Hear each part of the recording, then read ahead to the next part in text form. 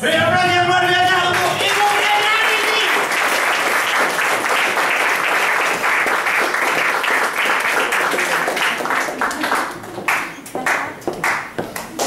Luar biasa. Luar biasa ya. Prestasi yang membanggakan Bapak Ibu ya. Oke, semangat pagi. Pagi. Teman-teman, saya betul katanya Pak Yohanes. Saya dari Madiun. Saya belum sempat pulang ke apartemen saya, belum sempat mandi. Saya waktu ditelepon sama di BBM sama Bu Ida, minta tolong nyapo dah, saya bilang gitu. Suruh ngisi entry hari ini. Teman-teman, langsung saya putuskan, oke, demi harvest saya tidak apa-apa. Saya ingin beberapa hari di Madiun, ada beberapa agenda, saya mau ketemu klien saya. Tapi saya korbankan, tadi saya ketemu klien sampai jam 1:30, jam 2 langsung ke sini, langsung ke tempat ini. Semua untuk kalian semua. Saya mau ini saya menjadi berkat, terutama bagi agen baru. Teman-teman, malam ini saya mungkin nanti akan banyak tanya jawab aja. Satu hal yang saya alami di Prudential, bisnis ini adalah bisnis yang bagus. Dulu saya pengusaha handphone, lalu saya tutup. Anda sudah lihat sandipan saya. Dan hari ini kalau misalnya di kantong saya ada modal untuk buka usaha lain, maka saya akan putuskan untuk tidak berjualan atau berbisnis konvensional. Saya akan bentukkan itu mungkin dalam rupa tabungan, mungkin unit link atau investasi lainnya. Kenapa? Setelah yang saya alami selama 10 tahun ini, saya bisa membandingkan bisnis di luar sana yang berisiko. Saya kalau rekrut teman-teman, kemarin saya di Madiun. Ada Madiun enggak di sini? Enggak ada ya? Ada. Oh ada ya? Wah berarti saya enggak sebut namanya ya. Saya rekrut satu pentolan besar itu, atau untuk bisnismen, saya selalu mematikan mereka. Kalau misalnya mereka punya bisnis, saya selalu melumpuhkan mereka. Tinggal tunggu bisnismu yang akan terjadi dengan resiko. Saya kasih HO. Kalau tidak percaya, pelajari aja. Kamu sering dengar kalau ada pebisnis besar tiba-tiba bangkrut, lalu lari keluar kota atau jual aset. Kenapa? Karena ada rival yang jauh lebih besar dan bisnis yang lama ini pasti kalah. Seringkali kalimat itu membuat mereka berpikir dan akhirnya gabung. Ya, teman-teman, ini calon rekrutan saya adalah orang kedua di Madiun. Orang kedua di Madiun, saya juga menghantamnya. Saya tidak mau sebut karena ketika saya sebut, pasti Madiun itu kota kecil, teman-teman. Dia ini punya pengaruh yang besar sekali. Dan saya kiter dia, orang Surabaya Pak Madiun ya, itu bahasa kiter itu ya. Itu sudah 3 bulan. Dan dia sudah oke, sudah sign, tinggal tunggu fast track. Dan dia langsung rekrut ketua DPRD di Kalimantan. Kalau di Kalimantan saya sebut Bu. Jadi dia sudah punya agent. Teman-teman, kita mau lihat bisnis ini memang bagus. Saya putuskan dan saya sarankan teman-teman serius di bisnis ini. Kenapa saya sandipan tadi kok tidak lulus 1 kali? Karena saya tidak niat. Saya tidak serius. Saya cuma oke lah, biar leader saya senang, ya wes belajar. Saya disuruh belajar sama Bu Elizabeth.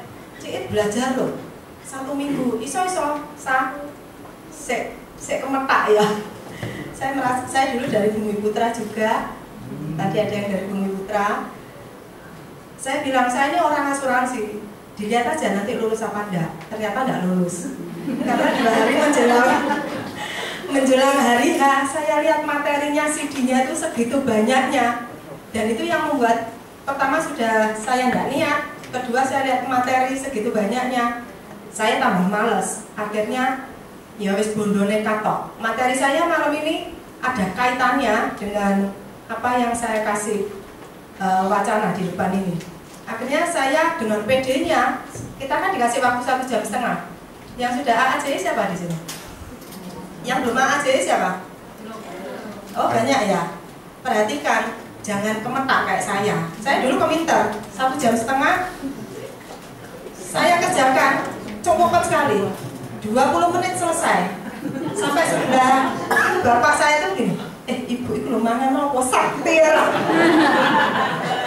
Sakti ya, mangan apa gitu.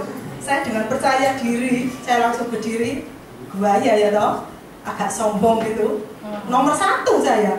Saya tunggu di luar. Ya, wong kok gak iso nggarap, kok gak metu-metu, saya pikir gitu. Akhirnya sampai pengumuman, waktu itu langsung diumumkan, langsung dapat sertifikat dan lisensi. Begitu diumumkan sama petugasnya, saya pede. Wah, jenengku maring ini diseluk. Sampai beberapa orang, sampai 7-8 orang, saya mulai adem panas. Terus dasar saya orangnya pede, saya menghibur diri. Oh, jenengku neng isor dewe. Saya berdiri. Kok udah dipanggil-panggil, saya berdiri. Loh, kok tinggal 2 lembar. Di lembar terakhir, saya perhatikan mulutnya yang baca. Kalau misalnya ada oh itu nama saya. Ternyata bukan nama saya, teman-teman. Dari situlah saya shock setengah mati. Saya malu setengah mati.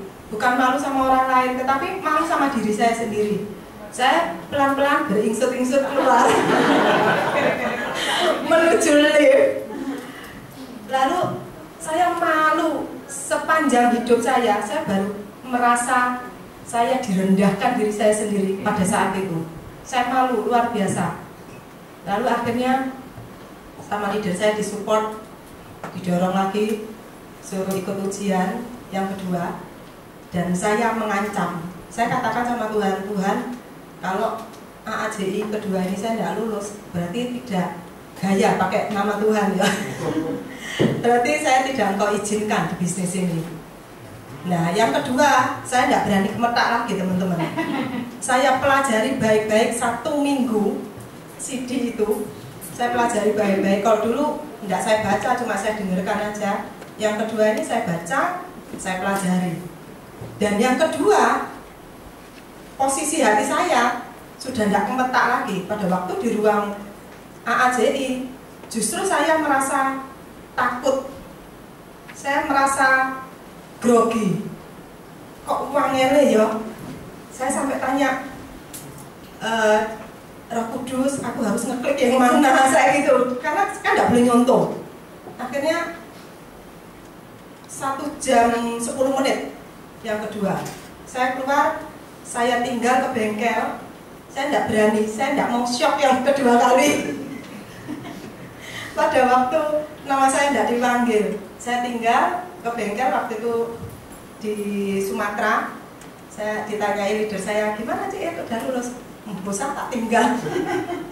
Lalu akhirnya saya beranikan telepon sore itu setengah 4, ya hampir jam 4. Saya telepon ke BRI. Saya tanya nama Endani sih lulusan mana? Ternyata lulus.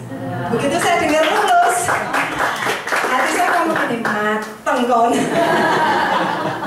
Berarti saya kan harus apa? Harus all out.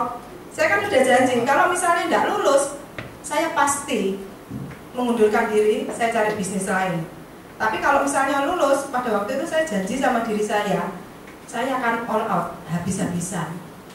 Dan akhirnya, puji Tuhan saya lulus. Dan karena saya bangkrut, tanda kutip di Madiun, saya lari ke sini, saya tidak punya referensi sama sekali. 25 tahun saya meninggalkan Surabaya karena saya menikah dengan orang Madiun dan membesarkan anak-anak saya. Saya tidak punya satu relasi sama sekali di kota Surabaya. Akhirnya saya cold call. Cold call ke GM, ke TP, ke mana lagi ya, mall-mall itu. Pokoknya saya datangi lalu tidak ada hasilnya. Sampai akhirnya leader saya melihat ya, saya pulang, saya mampir ke rumah adik saya. Dari situ saya belajar. Akhirnya saya didampingi sekali ke Madiun dan saya mulai melihat dan mulai bergerak di situ. Ya, teman-teman, itu sekilas dari perjalanan hidup saya yang Tuhan izinkan.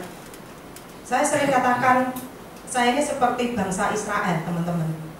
Di belakang orang penagih hutang. Kalau enggak, saya pasti masuk penjara. Karena saya sudah sign surat pernyataan bahwa saya menyanggupi untuk mencicil hutang saya di atas meterai 6.000. Karena saya tidak mau bawa lari uang orang, saya salah hitung. Bayangkan 10 bulan toko sepi, pengeluaran saya besar, berapa itu?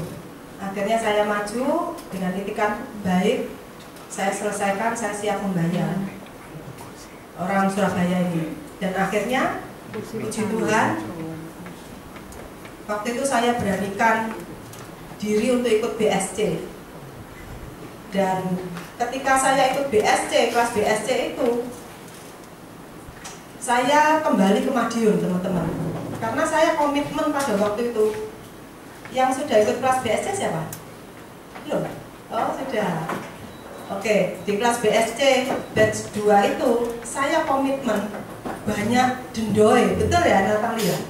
Telat didenda, handphone bunyi didenda, nggak bawa case didenda, benar ya? Tetapi bagi barang siapa yang bawa case itu dapat pin sama dapat buku itu ya, pemisah buku. Teman-teman, saya komitmen saya tidak akan mau didenda 1 rupiah pun. Itu komitmen terhadap diri saya sendiri. Dan puji Tuhan, setiap minggu saya kerja bolak-balik Surabaya Madiun, kerja di Madiun 2-3 hari, lalu saya kembali sini. Dan puji Tuhan selama 8 kali pertemuan itu betul-betul saya tidak mengeluarkan 1 rupiah pun, teman-teman. Dan setiap minggu saya sampai bosen, saya nampani pin itu sampai bosen, dipanggil terus. Jadi pin sama pemisah buku itu saya dapat banyak, teman-teman. Dan akhirnya puji Tuhan saya juga lulus dengan API tertinggi. Dan Pak Farid katakan ini satu-satunya agen yang tidak kena denda 1 rupiah pun. Ya teman-teman, dari cerita saya ini, ya saya mau bagikan ke teman-teman bahwa kalau Anda sudah di bisnis ini, ya serius, all out. Jangan nanggung, jangan ecek-ecek. Jadi misalnya kita mau berenang, ya jangan mamel gitu loh. Jangan cuma ecek-ecek, akhirnya basahnya cuma separuh, ya nyemplung sekalian. Maka Anda akan mendapatkan apa yang Anda cari. Ya, malam ini karena sudah malam ya, saya akan share bagaimana kita nyemplung itu loh, teman-teman. Kalau misalnya kemarin kita ke Bali, kita lihat ada beberapa bagian di laut, benar ya? Ada yang namanya pinggiran apa? Pantai. Agak ke tengah, anak saya kemarin ikut surfing ya. Dia agak ke tengah, itu ombaknya katanya 6 meter, besar sekali. Agak ke tengah lagi ke dalam, itulah yang paling dalam, benar ya? Jangan coba-coba orang yang baru berenang ke tengah atau ke dalam, bisa-bisa apa? Mati, benar ya? Tapi teman-teman, di pinggir itu ada apa? Di pantai itu ada apa? Pasir. Ada pasir.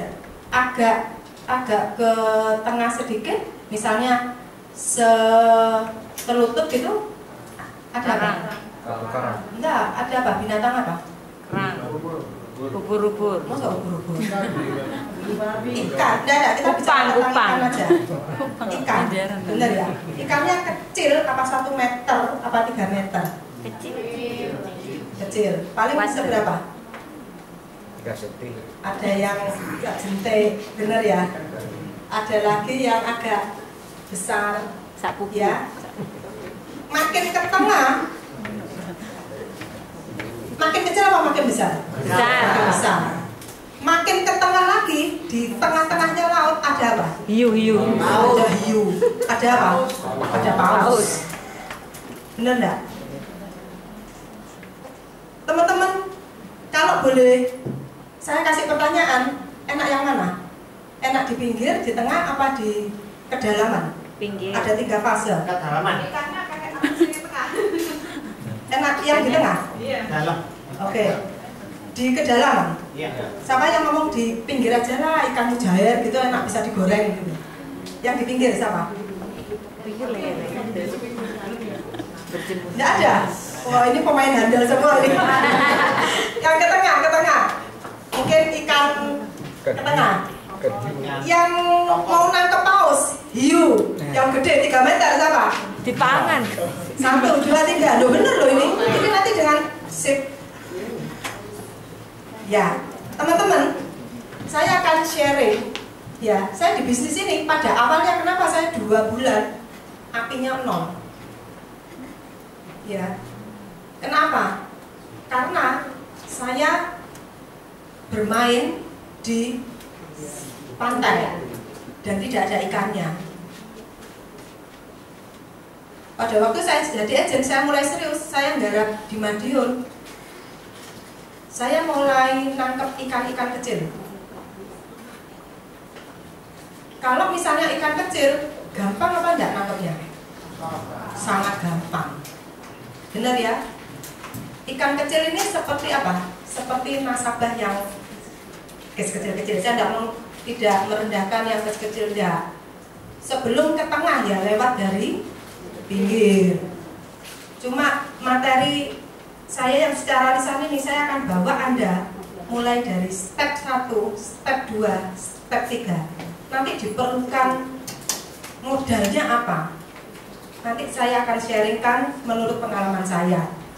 Bukan mutlak benar, tapi itu sharing pengalaman pribadi saya di Prudential. Nangkep ikan kecil gampang nggak? Gampang. Gampang. Umpannya apa? Cacing sama apa? Katul ya. Lungkur-lungkur gitu saya pernah lihat orang mancing.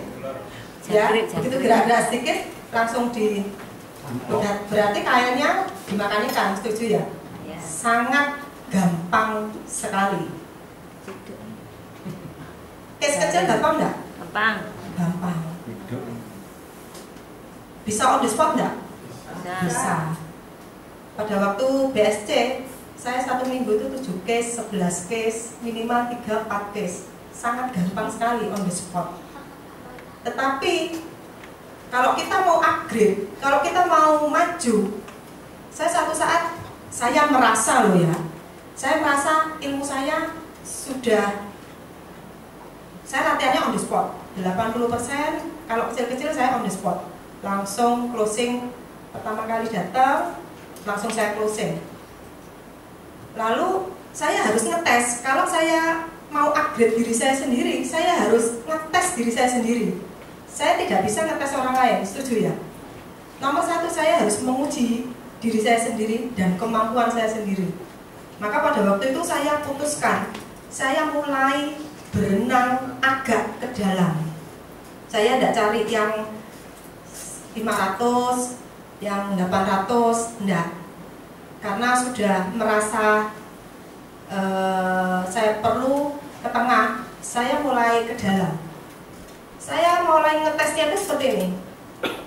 Di Madiun itu kan ada toko yang besar, dan saya tahu Bapak Haji ini orangnya anti asuransi dan sampai tua, sampai umur 58 tidak punya asuransi.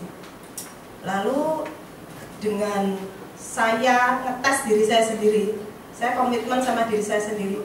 Orang itu tak paranane, bisa apa enggak saya call dan orang tuh closing enggak, bisa saya eksekusi enggak. Lalu saya langsung parkir. Siang itu saya perkenalkan diri saya, karena saya dengar berita bahwa bapak ini anti asuransi, orangnya kaya, miliardernya Madiun, asetnya di mana-mana, punya Alfamart, punya HD. Lalu saya datang, saya perkenalkan diri. Kenalkan Pak, saya Ndaningsih, saya bukan agen asuransi Pak, tetapi saya konsultan di Prudential Pak. Saya bekerja sama dengan semua perusahaan asuransi di Indonesia.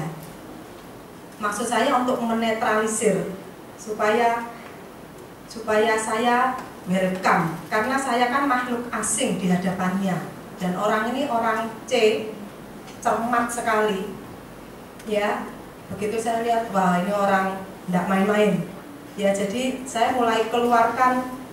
Kalau di tengah itu kan mancing ikan besar, tidak bisa pakai cacing lagi, saya harus keluarkan lagi umpan ya, saya keluarkan lagi modal, termasuk skill cara ngomong, cara menghadapi beliau. Dan akhirnya pertemuan ke-6 itu closing teman-teman. Dan akhirnya beliau closing nabung 5 juta sih, enggak besar, 5 juta per bulan. Tetapi pada waktu itu saya katakan sama diri saya, yes, aku menang. Karena apa? Orang ini anti asuransi dan saya tidak kenal sama sekali. Baru pertama kali itu kenal dan saya follow up, hampir saja lepas. Ya, coba teman-teman tangkap kalimat saya ini, hampir lepas. Tetapi dia katakan kena substandar, tidak jadi aja Mbak Ndaningsih kalau saya dikenakan substandar. Pada waktu saya dengar seperti itu, saya katakan, iya Pak, tidak apa-apa Pak, saya akan proses pembatalan polis Bapak. Tetapi dalam hati, benar apa enggak? Ya enggak no. Ya ini nanti ada kaitannya cerita saya. Tetapi satu hal, saya bersyukur, puji Tuhan saya menang. Ya, apinya cukup besar. Lalu saya nyoba lagi teman-teman. Saya nyoba lagi berenang di kedalaman.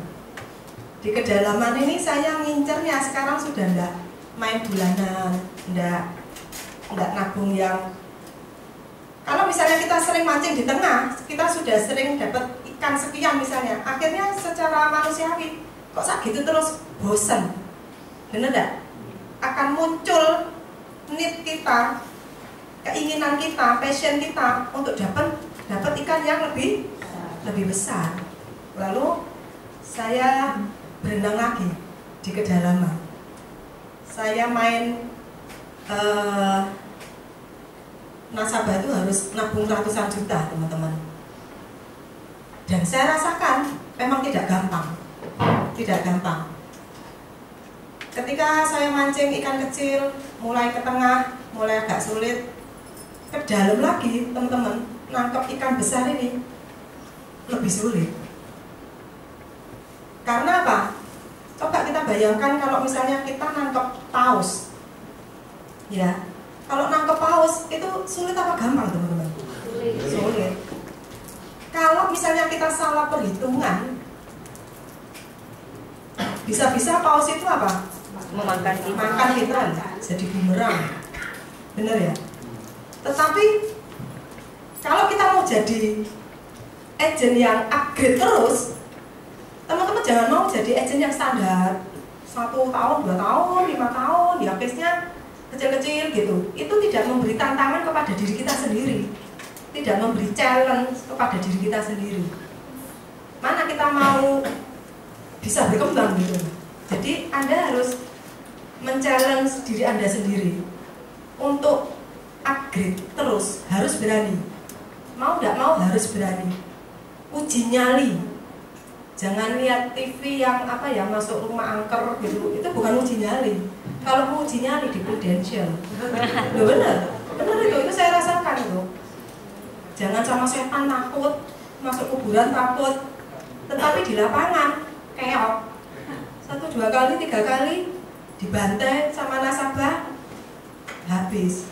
Tapi kita kalau mau jadi agent yang terus harus ada progres, harus dites diri sendiri. Kalau misalnya di tengah ombaknya gede gitu, ya sudah. Kalau misalnya Anda tidak mumpuni, ya daripada menghantam, tidak closing akhirnya jadi bumerang, ya kembali perbaiki dulu umpannya, skillnya, ya teman-teman. Bantu doa aja. Dan sebelum Lebaran kemarin, puji Tuhan, saya orang pertama ini yang closing 350 juta. 350 juta. Dan bantu doa lagi teman-teman. Saya minta restunya. Saya ini sedang ngincer yang paus bener teman-teman, 3 miliar. Saya beranikan, orang ini tidak kenal, saya tidak kenal, orang Surabaya, bosnya Surabaya. Kenapa saya cerita seperti ini? Kenapa? Karena saya mau nyoba, saya mau ngetes gitu loh. Sampai di mana kemampuan saya, harus bukan sombong loh ya. Bayi itu setahun, 2 tahun, 3 tahun tambah besar, bener ya. Dan kalau Anda mau jadi agent yang qualified, ya harus ada progres, harus berani men-challenge diri kita sendiri. Karena ketika kita di tengah, mau nggak mau, kemampuan kita ini keluar semua, dieksplor semua. Setuju ya? Sampai sini nangkep? Malam ini teman-teman, saya akan tunjukkan, ya, saya akan sharing bagaimana kita nangkep ikan gitu loh, entah kecil, entah menengah, sedang, atau besar. Saya minta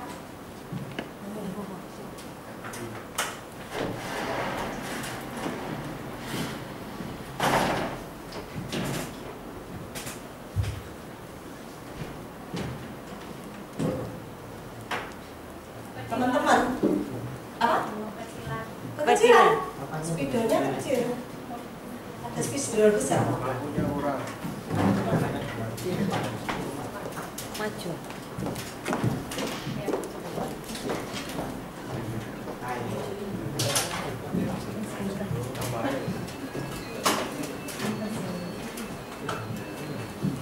Teman-teman, entah itu ikan kecil, ikan sedang, atau ikan besar, harus diperhatikan yang namanya apa? Nomor 1 ini modal.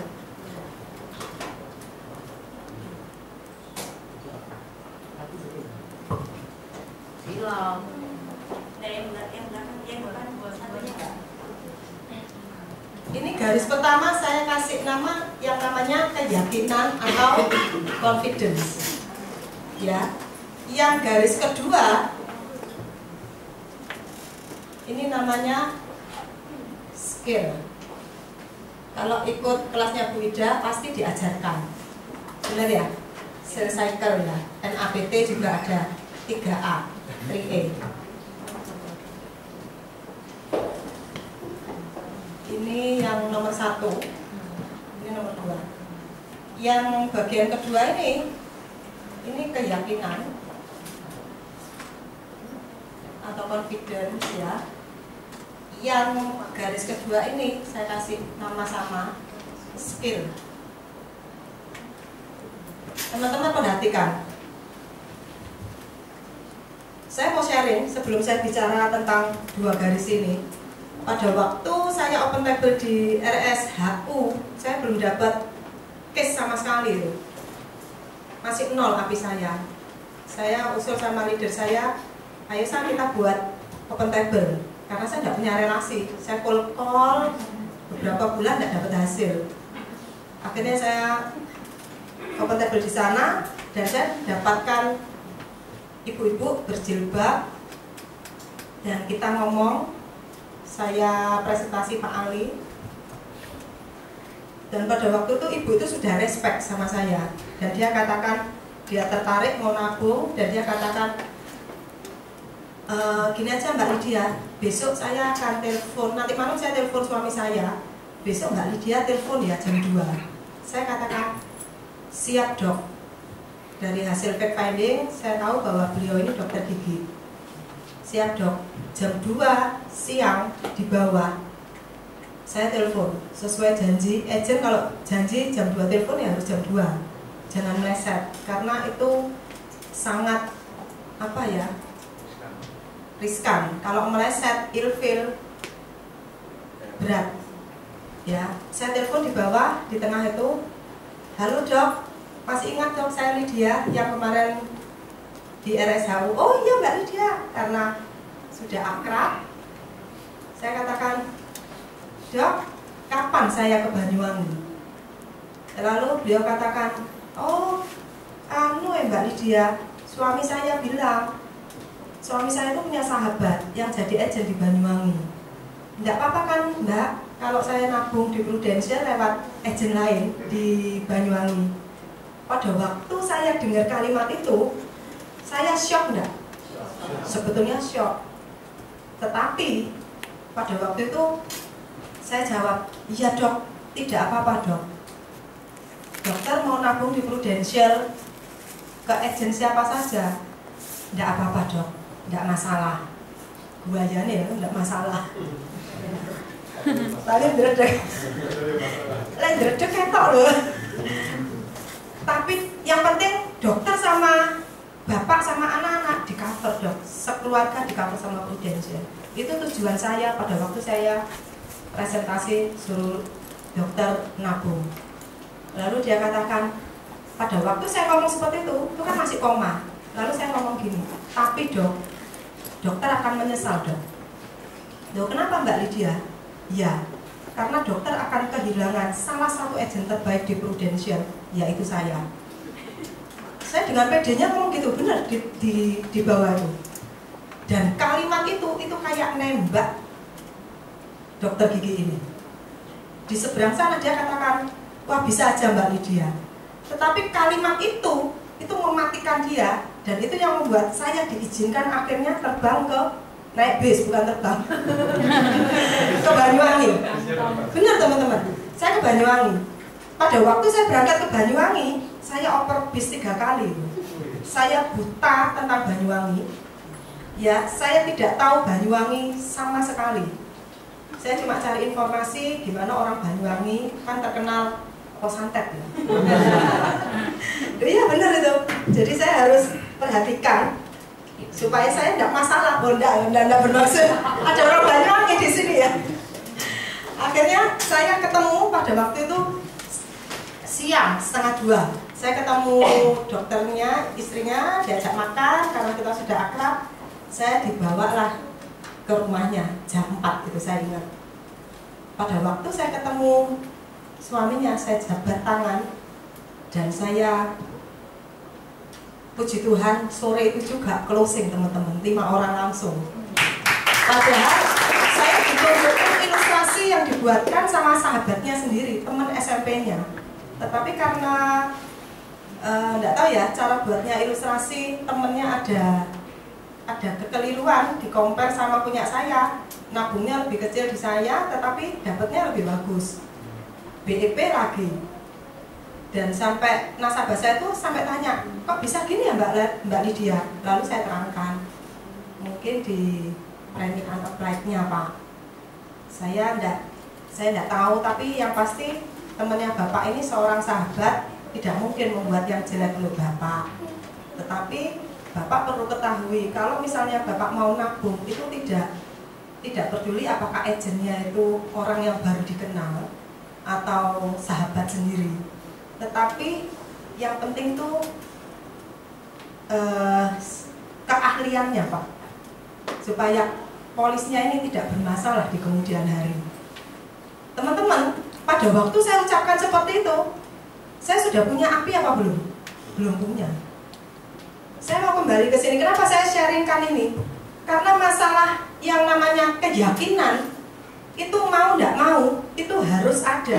Misalnya ini angka 1, ini angka 10, ini angka 1, ini angka misalnya agent baru, ya. Ini mungkin agent senior. Agent baru skillnya berapa? Kalau misalnya 1 sampai 10 mau dikasih angka berapa? Agent baru 4 apa 5 apa 1 apa 2? 5. Oh bagus ya. Saya pada waktu ngomong itu skill saya paling cuma di angka 2. Pada waktu saya ngomong di bawah itu skill saya cuma 2. Kenapa? 2. Iya, di sini saya benar itu. Yang ini ya 1, misalnya ini 6 lah, ya. Ini 1, 10. Ini agent baru. Agent baru kan skillnya baru sedikit, bener ya? Belum kenal yang namanya BSC, belum kenal namanya PFA, ABS. Pertama kali masuk kanan keluar kiri, datang kedua lagi masuk kanan keluar kiri. Saya 5 kali ikut BSC, baru ternyata gitu. Pada waktu sekali 2 kali saya ikut ABS, ada yang tanya, saya batin, wong itu pinter mentok. Yang diomongkan trainer itu saya nggak ngerti, bener nggak ngerti. Apa saya ini goblok? Saya itu sampai pikir gitu. Apa aku ini ketuaan wes gak kerja? Karena masuk kanan keluar kiri, masuk kanan keluar kiri. ABS yang kelima dengan produk yang sama, saya baru baru saya bisa tanya. Orang yang bisa tanya berarti dia mulai ngerti, setuju ya? Tapi kalau orang nggak ngerti, agent baru kan alim. Mau tanya apa? Mau dia gak ngerti, bener nggak? Ya. Tapi yang kedua ini agent apa? Agent lama, senior lah. Teman-teman perhatikan. Kalau mau mancing, baik di pinggir, di tengah, ataupun di kedalaman, diperhatikan, tolong perhatikan yang namanya ini, keyakinan.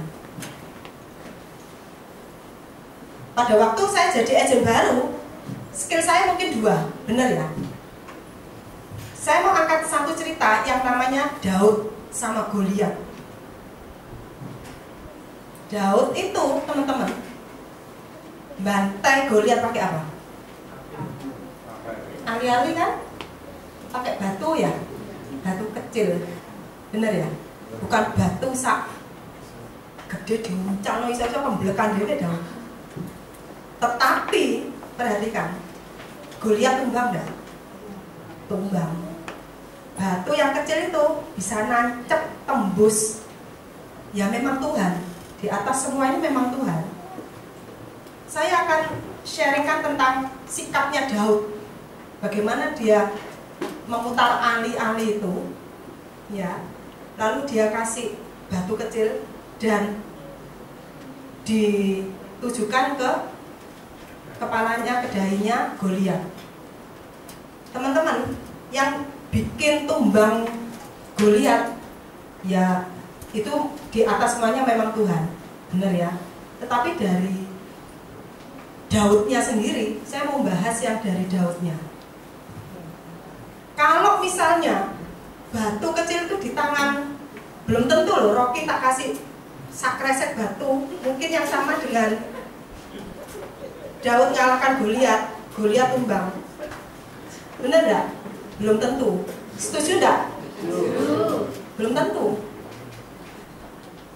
Tapi kalau batu kecil itu mungkin 5 ya, betul ya Sah? 5.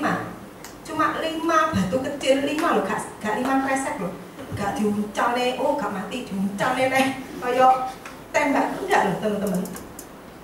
Dia begitu dilempar masuk sekali mati. Kenapa? Karena pada waktu Daud itu mengeksekusi, dia putar, dia lempar ali-ali itu batu itu dengan apa? Keyakinan. Penuh apa separuh? Misalnya Daud keyakinannya misalnya ada ragu-ragunya sedikit, bisa terjadi meleset, bisa terjadi kekuatannya tidak penuh, benar ya? Tetapi ketika batu kecil itu diputar di ali-ali dan dia dilesatkan dilepaskan ke Goliat tumbang. Kalau misalnya agent baru, skillnya baru sedikit lah, 5, 6. Mungkin yang baru mau AAJ mungkin baru 2, 3. It's okay gitu loh. Tetapi meskipun skillnya sedikit, tapi kalau misalnya agent ini prospek ya meyakininya, maka yang kecil ini, yang sedikit ini akan jadi powerful. Setuju enggak? Beda kalau misalnya yang kedua ini keyakinannya cuma 6. Agen asuransi itu kan musuhnya cuma diri sendiri loh. Rata-rata apa? Gak yakin. Bener gak? Kalau misalnya skillnya wis mentok, wis 10 lah, ditanyai apa aja bisa dia. Tetapi pada waktu keyakinannya itu tidak maksimal, ya bisa eksekusi nggak? Sulit. Makanya kenapa kok banyak agent bolak-balik kasih ilustrasi. Agent saya sendiri juga gitu. Kenapa ya AI? Saya ini bikin ilustrasi banyak, tetapi closingnya itu kok sulit. Saya katakan kamu harus belajar mengeksekusi. Salah satu mengeksekusi ya harus dengan keyakinan. Meskipun agent ini skillnya penuh, tapi kalau keyakinannya tidak sampai 10, itu berat. Benar ya? Apalagi untuk nangkep paus. Saya perhatikan di Discovery pada waktu satu tim itu nangkep paus yang besar. Di situ saya perhatikan apa? Yang mau nangkep ini perlu ketenangan, ya, perlu skill, perlu waktu. Memang kita tidak bisa nangkep paus langsung hari itu juga, langsung sulit sekali, benar ya? Tidak bisa kudu dipelajari jam berapa paus itu muncul, ya. Lalu apa?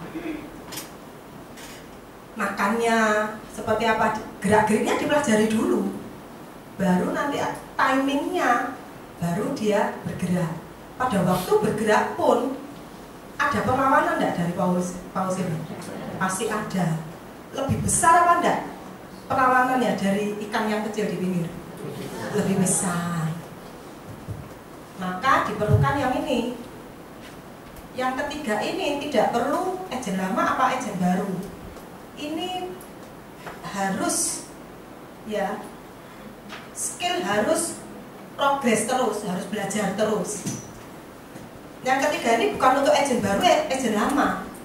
Jadi jangan kecil hati, oh aku si agent anyar, apa iso aku rugi apa startup, kembali lagi ke sini. Kalau Anda yakin, ya, maka di lapangan juga yakin gitu. Saya main tidak senang banyak prospek itu, tidak senang. Satu tak itis terus, tak iteri terus. Kalau sudah saya eksekusi, saya pindah lagi, cari mangsa lagi.